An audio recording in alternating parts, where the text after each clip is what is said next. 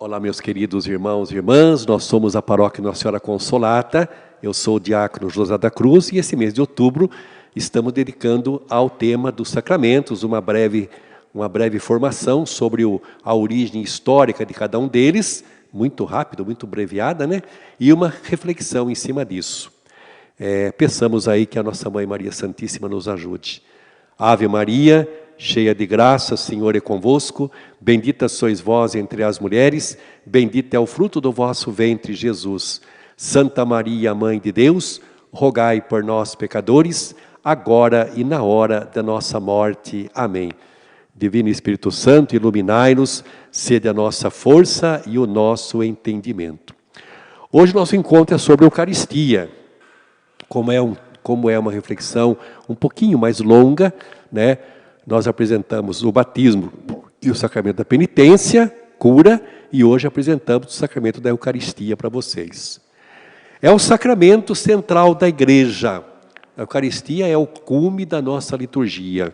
É o mais antigo documento que fala da sua celebração. Qual é esse antigo documento? É do ano de 57. Sagrada Escritura, primeira carta de Paulo aos Coríntios, capítulo 11, versículos 23 a 26. Citada também pelos sinóticos, né, e em Atos, onde é chamada a fração do pão, né. Inicialmente era celebrada no sábado à noite, no decorrer de uma ceia. Os primeiros cristãos continuaram com a prática judaizante e eles faziam suas reuniões, as ceias judaicas no sábado à noite, então eles continuaram a agir normalmente. E numa ceia comum, né, do judeu, a ceia do judeu ela já é quase que um ritual. Eles faziam o memorial que Jesus tinha instituído. Então, num banquete comum, recordando a ceia de Jesus, né, eles faziam isso, celebravam. Devido aos abusos que podiam surgir, e que de fato surgiram, né, por exemplo, porque o que acontecia? Eles faziam uma refeição antes da refeição eucarística, que era denominada ágape. Era uma refeição entre os irmãos. Como se fosse assim digamos, um lanche comunitário. Eles faziam isso antes, né? Era uma refeição comum. E nessa refeição comum, depois aí fazia também a Eucaristia, começou a haver abusos, comilança, bebedeira, começou a acontecer isso, né? Os mais ricos, os mais aquinhoados chegavam antes, se alimentavam e não pensavam dos pobres, né? Então, São Paulo, na primeira carta aos Coríntios, capítulo 11, versículos 20 e seguintes, mais ou menos lá pelo ano 100, né? Ele vai fazer uma exortação, uma advertência a esse respeito, né, para as comunidades, né? E com esta exortação paulina, lá no início, foi conveniente separar o banquete da Eucaristia, e a Eucaristia foi transferida para o domingo de manhã. E no domingo de manhã, o que os primeiros cristãos faziam? Eles se reuniam, né, para fazer a instrução da palavra. Ler alguma coisa da Torá, mas também mais do ensinamento de Jesus, né? Eles faziam essa reflexão, né? Não tinha nada por escrito, o apóstolo ia dizendo aquilo que Jesus falou, eles iam refletindo. Então eles faziam um estudo, uma espécie de celebração da palavra, domingo de manhã. Ora, com a exortação de São Paulo, eles pegaram a ceia eucarística, colocou também no domingo, após este estudo da palavra de Deus. O que você tem aí? A estrutura da missa hoje. A missa nós temos duas mesas. A primeira mesa é o ambão da palavra e a segunda é o altar da Eucaristia, a mesa da Eucaristia. Exatamente essa estrutura que temos hoje. A missa, com as suas duas mesas, também começou aqui, já nos primeiros tempos da igreja. Olha que grande riqueza para nós, né? Então, fazia-se primeiro a mesa da palavra e depois a mesa da Eucaristia. Em relação à primeira refeição, algumas comunidades conservavam o banquete que chamavam de ágape, né? A vivência fraterna dos irmãos em torno de uma mesa. Era muito bonita, era uma coisa prática. Sentava-se ali, né? Senhor e escravo, pobres e ricos, todas as classes sociais, né? Para fazer aí em torno da mesa, né? Mas não era Eucaristia. A Eucaristia passou a ser, então, no domingo, como temos hoje, separando da Eucaristia. Esse banquete inicial, ágape, ele simbolizava a alegria, a fraternidade e o cuidado com os pobres. Era presidida pelo bispo, aí eu estou falando da Eucaristia já, tá? Era presidida pelo bispo, e as outras igrejas e os doentes recebiam dele as ofertas consagradas levadas pelos presbíteros e diáconos. Então o bispo celebrava, e depois as espécies consagradas eram levadas para as famílias, para os doentes, para os prisioneiros, através dos presbíteros e dos diáconos que tinham aí esta função. É aquela função que tem hoje nossos irmãos, os ministros dos enfermos, né, que levam a Eucaristia para os enfermos. Naquele tempo, o bispo fazia consagração, e para quem não veio, os presbíteros, os diáconos, eram incumbidos de levar a comunhão na Eucaristia, o pão consagrado, né, o pão benzido, como eles falavam, para as famílias, para os enfermos e para os prisioneiros. Na celebração, era dada as duas espécies. O pão sendo entregue na palma da mão, para nós não é novidade, né? Havia o costume de se levar para casa o pão consagrado para uso diário para os doentes, idosos e prisioneiros. Então levava-se aquele pão que não era, como nós temos hoje a hóstia consagrada, era realmente pão ázimo, né? E eles levavam para casa, né, para dar para os enfermos também. Cada chefe de família podia levar um pedaço de pão consagrado para a sua família, para a sua casa, né? No Oriente, se celebrava somente aos domingos, porque no Oriente falava, domingo é o dia do Senhor, é o primeiro dia da semana, é, portanto, o dia da ressurreição. No Ocidente, pelo século III, se celebrava diariamente, né? Local. Até o ano 200, se celebrava em lugares especiais de casas de família.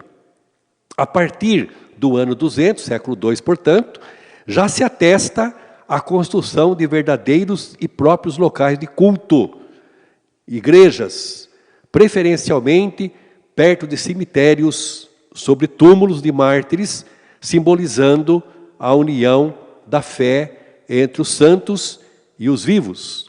No aniversário dos mártires, celebrava-se a Eucaristia sobre seus túmulos. É uma tradição da igreja que se manteve, né? Aqui nossa paróquia, próxima da paróquia irmã, Nossa Senhora da Anunciação e dos Arcanjos, eu estava presente quando ela foi consagrada à igreja, o altar, e ali foi colocado uma relíquia, né, de uma santa, né, ali. Tá? Então esse costume vem lá desse tempo aí, quando a Eucaristia era celebrada, às vezes, no cemitério, sobre o túmulo de um mártir, né? Era assim que era feito a celebração da fração do pão. Liturgia. Não havia um texto fixo para a celebração, como tem hoje, né? Se for numa missa aqui hoje, se for em São Paulo, em Brasília, no Rio, onde se for no Brasil, é o mesmo rito. Naquele tempo não era assim. Mas orientações a partir das quais o presidente, quer dizer, o bispo, compunha as orações, escolhia salmos e leituras. A primeira oração eucarística do nosso missal romano, né, vem da tradição apostólica de Hipólito, do ano 235, mais ou menos, né? Qual que é essa primeira oração eucarística? Para nós é a número 2. A oração eucarística número 2 é a mais antiga que tem no missal romano. Ela remonta aí a este primeiro século, foi composta por Hipólito no ano 235, mais ou menos. Até a oração número 2, aquela mais curta, né? É a mais antiga que nós temos. E a mais solene é a primeira oração eucarística, que vai citar aí os primeiros papas da nossa igreja, os primeiros mártires da nossa igreja. A partir do ano 300, né, já havia uma diversidade de ritos para a celebração da Eucaristia. E surgem assim 3 grandes famílias litúrgicas. A família antioquena, subdividida em liturgia antioquena oriental e liturgia sírio-ocidental. Gostaria de me deter em uma verdade muito bem trabalhada pelo padre redentorista José Ribolla, neste livro sobre os sacramentos, onde ele vai nos falar da Eucaristia como sendo, né, e de fato, é o rei dos sacramentos. Não há uma graduação dos sacramentos, mas ele fala que a Eucaristia é o rei dos sacramentos. Algo que muitas vezes passa por nós despercebido, e é verdade.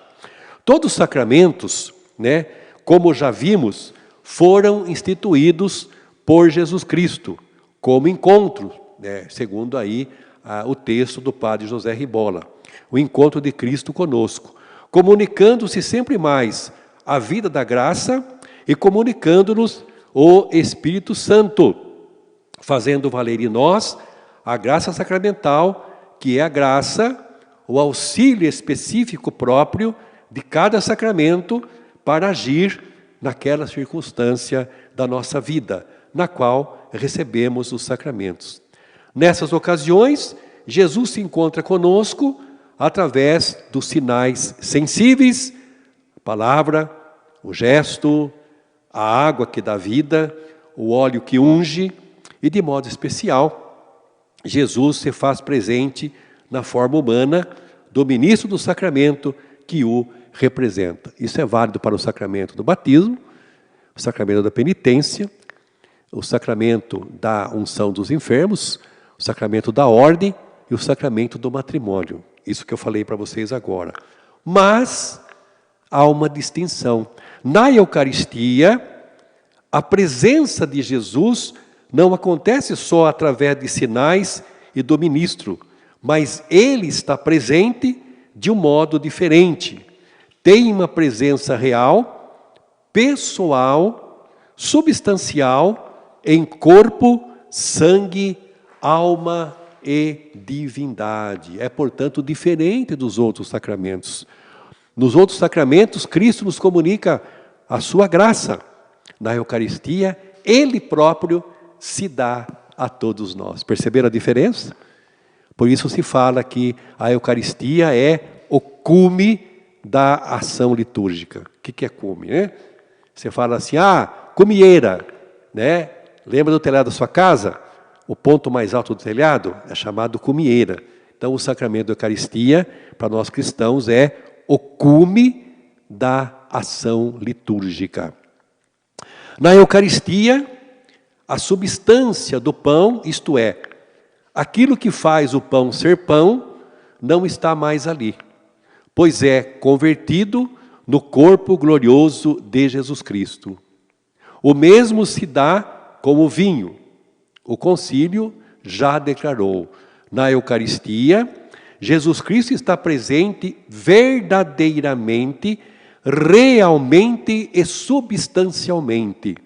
Portanto, o pão e o vinho, isto é, as substâncias do pão e do vinho, convertem-se na substância, na realidade do corpo e sangue de Cristo. Só permanecem do pão e do vinho os elementos físicos químicos, isto é, que chamamos de aparências, e que é sensível, visível às espécies, ou seja, tamanho, cor, cheiro e sabor, chamado de acidentes. Na doutrina luterana, vou falar aqui rapidinho, na doutrina luterana se crê na consubstanciação, ou seja, permanece a substância do pão e do vinho e a presença real de Jesus Cristo.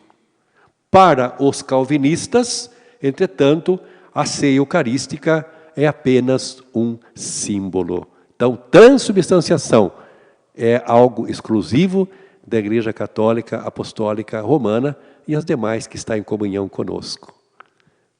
Até o próximo encontro, se Deus quiser, espero que vocês estejam gostando.